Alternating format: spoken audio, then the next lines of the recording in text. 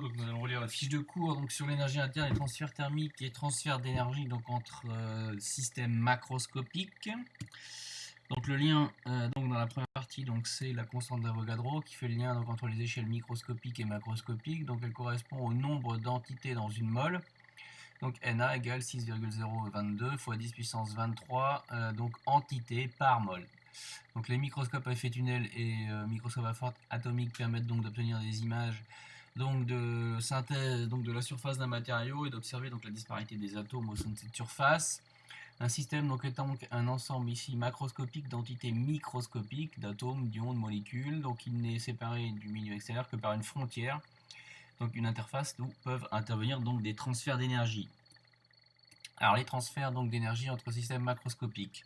Donc il faut définir ce que c'est que l'énergie interne. Donc l'énergie interne notée U et l'énergie qu'un système peut stocker sans qu'il n'y ait de modification donc, du mouvement de son centre d'inertie ni de l'altitude à laquelle il se trouve. Donc aspect microscopique. Donc l'énergie interne U d'un système macroscopique résulte de contributions microscopiques. L'énergie donc interne d'un système macroscopique résulte de contributions microscopiques. Donc il y a l'énergie cinétique microscopique. Plus la température d'un corps est élevée, plus l'agitation thermique des particules est importante. Et enfin, aussi également, l'énergie potentielle microscopique, puisque entre les particules qui constituent la matière, il y a des interactions gravitationnelles, électromagnétiques, fortes ou faibles, entre les particules. Donc toutes ces interactions-là et ces formes d'énergie qui sont donc à l'intérieur de la matière, donc qui sont des contributions donc ici microscopiques, interviennent donc sur l'énergie interne d'un système qui est elle macroscopique.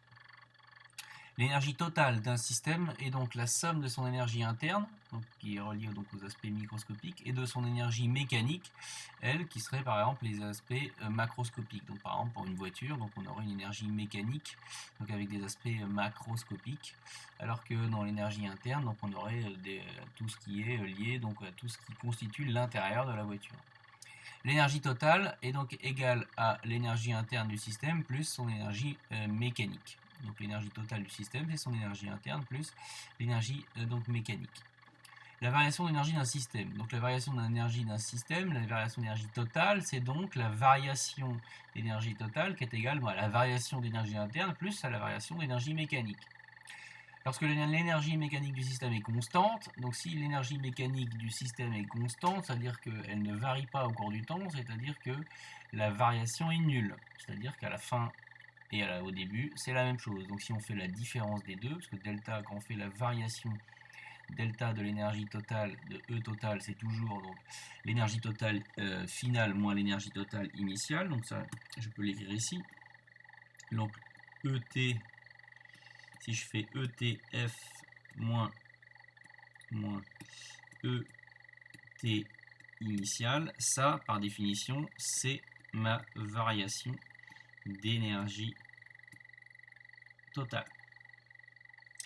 Donc ici, la variation étant donc toujours donc la valeur finale moins la valeur initiale, donc si elle est constante, il n'y a pas de variation, donc ça veut dire que ici cette valeur là est nulle, et dans ce cas là donc la variation d'énergie totale d'un système, c'est donc sa variation d'énergie interne. Donc le travail et le transfert thermique donc, sont des modes de transfert d'énergie, leur signe va dépendre du sens donc, en lequel il y a donc transfert entre le système et l'extérieur. On vous définit ensuite la variation d'énergie interne d'un système. Donc on vous dit que c'est la conséquence d'énergie donc entre l'extérieur, donc avec l'extérieur du système, donc par travail ou par transfert thermique. Alors qu'est-ce qui caractérise et qui différencie un travail et un transfert thermique? Donc pour un travail, donc c'est une variation d'énergie accompagnée d'un déplacement, donc si vous voulez ordonné d'objets, alors que pour les transferts thermiques, donc c'est une variation d'énergie qui s'accompagne d'un mouvement aléatoire. Alors effectivement, les travaux, donc on a par exemple des travaux, vous imaginez des travaux électriques, donc dans ce cas-là on a un mouvement ordonné d'électrons. Pour les transferts thermiques, on pense toujours à l'agitation des molécules, et si vous regardez donc l'agitation de molécules dans une casserole, vous verrez que le mouvement est totalement aléatoire. Donc si l'énergie mécanique du système est constante, donc ça veut dire que dans ce cas-là, donc la variation d'énergie interne c'est W plus Q. Donc si cette relation-là doit être comprise comme la variation d'énergie interne d'un système, c'est la somme parce que W étant la somme ici, donc de tous les travaux et de tous les transferts thermiques tous les transferts thermiques. Donc j'insiste sur cette formule, il faut bien la comprendre comme la somme. Si par exemple vous avez pour un système ici, donc d'énergie mécanique constante, ici, un travail 1 qui est reçu, un travail 2 qui est cédé, plus ici 5 formes d'échange direct, 5 formes de transfert thermique, donc, pardon, donc au sein du système, ça veut dire qu'il faudra écrire ici la relation, donc il faut la comprendre comme la somme de tous les travaux plus la somme donc de toutes les chaleurs.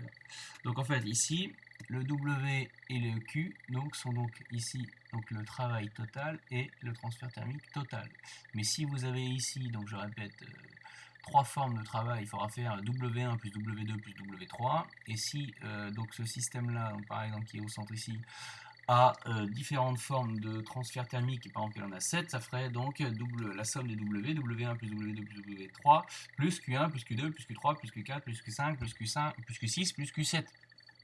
Et par convention, le travail et le transfert thermique sont comptés positivement s'ils sont reçus par le système et négativement s'ils sont cédés. Donc ça veut dire que dans cette formule-là, vous écrirez toujours les plus, j'insiste, vous écrirez toujours les plus. Donc ce sera W1 plus W2 plus W3 plus W4 plus Q1, Q2 plus Q3 plus Q4 plus etc.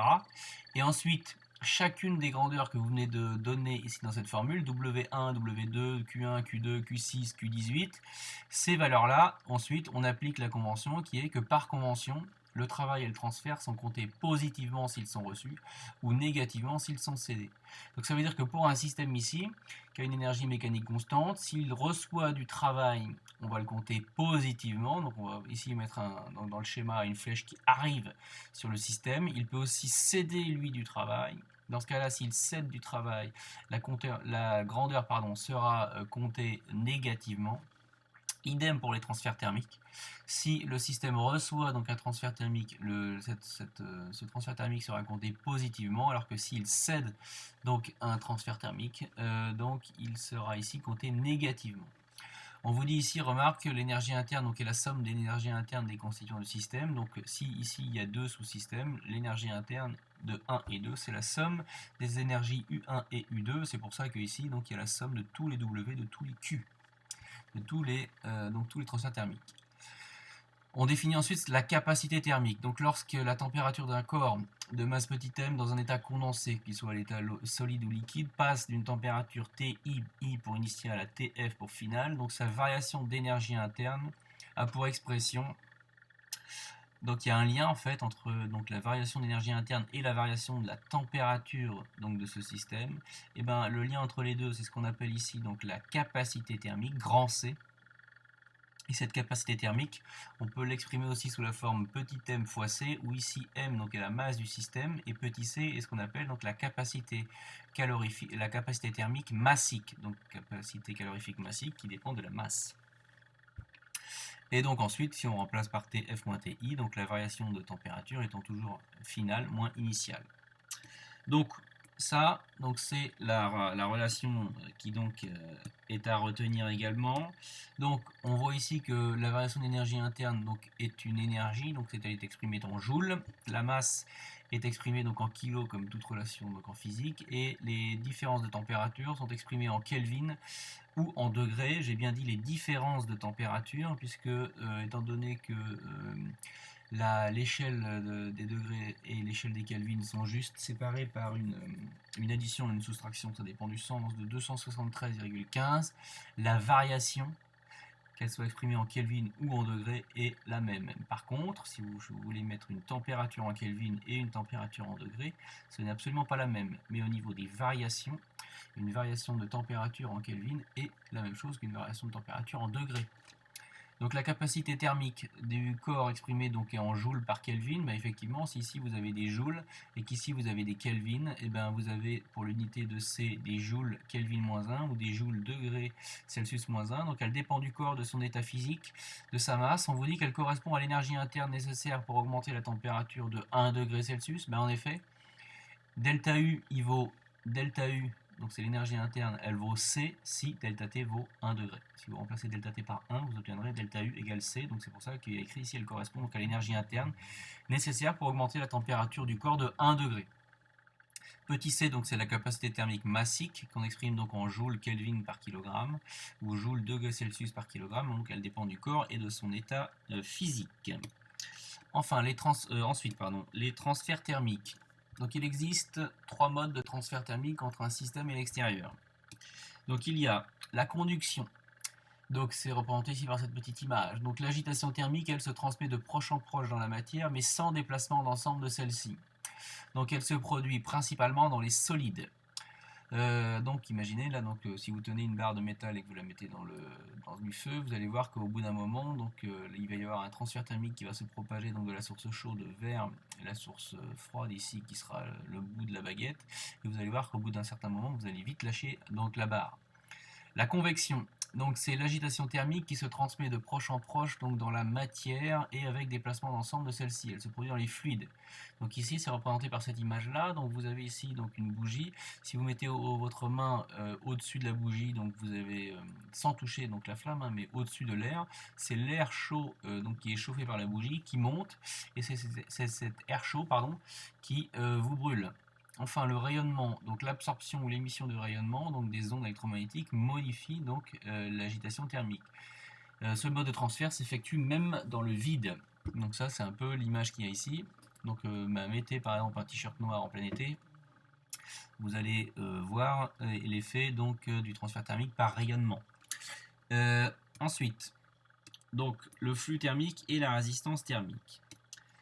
Un transfert thermique donc, est un transfert d'énergie qui est irréversible, donc c'est-à-dire qu'il ne se produit que dans un unique sens. Donc l'énergie thermique ne se transmet spontanément que de la source chaude vers la source froide. Donc le flux d'énergie, si vous voulez, où l'énergie se transporte donc de la source chaude vers la source froide. On définit le flux thermique. Donc le flux thermique est donc l'énergie transférée à travers une paroi, donc par unité de temps. Ça c'est la définition. Donc il traduit la vitesse du transfert thermique. Il s'agit donc d'une puissance thermique en watts. Donc en effet, si vous divisez une énergie par un temps, une durée, vous obtenez par définition une puissance. Donc cette puissance, on l'appelle flux thermique, donc son unité c'est en watts. Donc une maison qui est bien isolée possède des matériaux qui assurent donc un faible flux thermique, permettant de ralentir les transferts thermiques avec l'extérieur. Donc si vous avez un corps chaud, si vous avez un corps froid ici, vous imaginez l'intérieur d'une maison, l'extérieur d'une maison, donc vous avez un transfert thermique qui va toujours de l'intérieur de la maison vers l'extérieur de la maison. Et donc l'objectif quand on veut isoler une maison, c'est que ce transfert thermique soit le plus faible possible pour qu'entre guillemets l'énergie reste à l'intérieur de la maison. Donc le flux thermique dépend du matériau utilisé et de la différence de température entre les deux faces de la paroi. Ici, vous avez la température, donc on va dire interne, donc qui sera chaude, et ici la température externe qui serait froide. Donc ce flux, on peut démontrer qu'il y a un lien entre le flux thermique qui traverse ici, donc cette paroi, la différence de température entre les deux parois, et ici, donc on peut écrire le flux est égal à la variation de température divisée par R, où R est ce qu'on appelle donc la résistance thermique. Donc si ici le flux est en watts et que vous avez ici donc la température, la variation de température qui est en Kelvin, on peut assez facilement démontrer que l'unité de la résistance thermique c'est des Kelvin par watt ou Kelvin watt moins 1. Donc la résistance thermique de la paroi dépend de sa constitution et de son épaisseur comme on l'a vu dans les activités. Plus la résistance thermique du matériau est grande, donc là vu que le flux est inversement proportionnel à la résistance thermique, donc plus le flux est faible, et donc plus le flux est faible, plus le matériau est isolant. Bilan d'énergie. Donc principe de la conservation de l'énergie. Donc un système est dit isolé s'il n'effectue pas de transfert d'énergie, donc avec d'autres systèmes. L'énergie totale d'un système qui est dit isolé, il se conserve. Donc s'il se conserve, ça veut dire que la valeur de l'énergie totale initiale est égale à la valeur de l'énergie finale, donc ça veut dire qu'il n'y a pas de variation. Delta de ET égale 0. Mais par définition, delta de E, la variation d'énergie totale, c'est la variation d'énergie interne plus la variation d'énergie cinétique plus la variation d'énergie potentielle. Là, j'ai mis par exemple potentiel de pesanteur. Donc ça, c'est une expression qu'on avait montrée ici, je vous la remontre, au tout début de cette activité, celle-là. Donc delta ET égale la variation d'énergie interne plus la variation d'énergie mécanique, énergie mécanique étant énergie cinétique plus énergie potentielle. Donc si je reviens, donc on arrive à ici. Bilan d'énergie. Donc la variation de l'énergie totale d'un système au cours de l'évolution est donc la somme des travaux et des transferts thermiques échangés avec le milieu extérieur. Donc la variation de l'énergie totale, c'est donc la somme de tous les travaux plus la somme de tous les transferts thermiques. Pour un système qui est immobile, donc s'il est immobile, il n'y a pas de variation d'énergie cinétique et encore moins des variations d'énergie potentielle de pesanteur. Donc ça, ces deux termes-là, ici, donc valent 0. Donc ça veut dire que la variation ici d'énergie totale est égale à la variation d'énergie interne. Et donc, si j'écris que delta ET égale delta U, je peux écrire que delta U égale W plus Q comme nous l'avons écrit au-dessus. Pour une machine thermique cyclique, alors machine thermique, donc nous on a étudié les frigos par exemple. Donc pour une machine thermique cyclique, c'est-à-dire que le fluide qu'il y a dans les frigos fait un cycle, donc c'est-à-dire qu'il se retrouve dans le même état après un cycle. Et ditherme pour dire quoi? Parce qu'il y a deux sources de chaleur, donc une source froide et une source chaude. Donc ici ça veut dire que le fluide il échange du travail, il a des transferts thermiques avec la source chaude et il a des transferts thermiques avec la source froide. Donc regardez bien ce que j'ai écrit que la somme de tous les W et de tous les transferts thermiques, et j'ai bien mis des plus. Après, libre à moi d'aller voir selon la situation si le W est positif ou négatif, si le QC est positif ou négatif, ou si le QF est positif ou négatif. Mais je fais la somme, avec des plus, de tous les W et de tous les Q. Donc si la machine, ici elle est cyclique, donc ça veut dire qu'il y a même état après un cycle, donc c'est pour ça qu'ici on peut écrire 0. Donc pour établir un bilan d'énergie, il faut donc définir le système macroscopique étudié, relever la nature des transferts énergétiques, donc travail ou transfert thermique, entre ce système et l'extérieur, repérer donc le sens de ces transferts et leur attribuer donc un signe positif si le système reçoit ou négatif s'il en perd. Alors quelques exemples. Donc par exemple ici, vous voyez un radiateur électrique.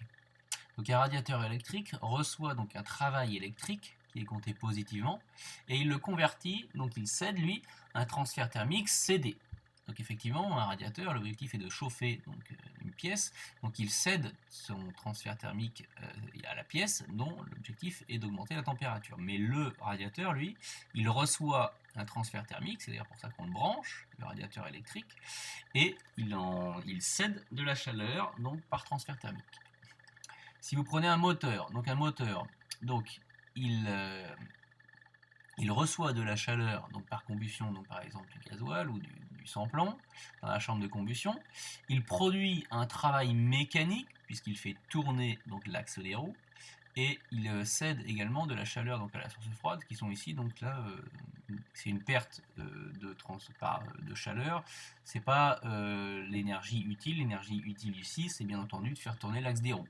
Donc on essaie de limiter les pertes de chaleur, mais donc en gros un moteur, il reçoit de la chaleur de la source chaude, il en cède à une source froide, et il cède du travail pour faire tourner l'axe des roues.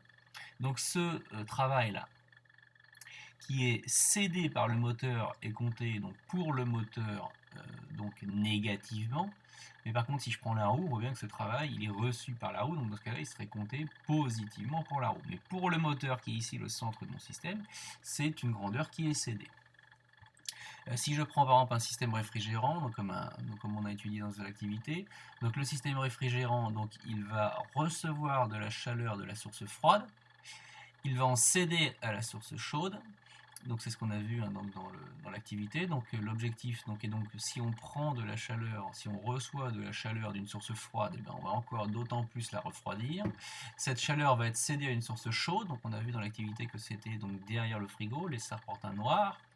Et ça, cela ne peut se faire que si le système réfrigérant ou le frigo est branché au réseau électrique et reçoit de la part du réseau électrique, il reçoit le système ici du travail électrique. Donc on voit bien que cette grandeur est dans ce cas-là comptée pour le système réfrigérant positivement. Et ici vous avez aussi pour la pompe à chaleur, donc que nous avons également étudié. Donc pour la suite, je vous laisse lire, il n'y a rien de très difficile et très compliqué, donc c'est tout ce qui concerne les enjeux énergétiques, l'isolation et différentes, par exemple prospectus ou affiches que vous avez pu voir quand vous êtes allé acheter par exemple des appareils ménagers ou une maison ou différents produits. Voilà, donc nous espérons que la description de cette vidéo, de cette fiche de cours vous sera utile.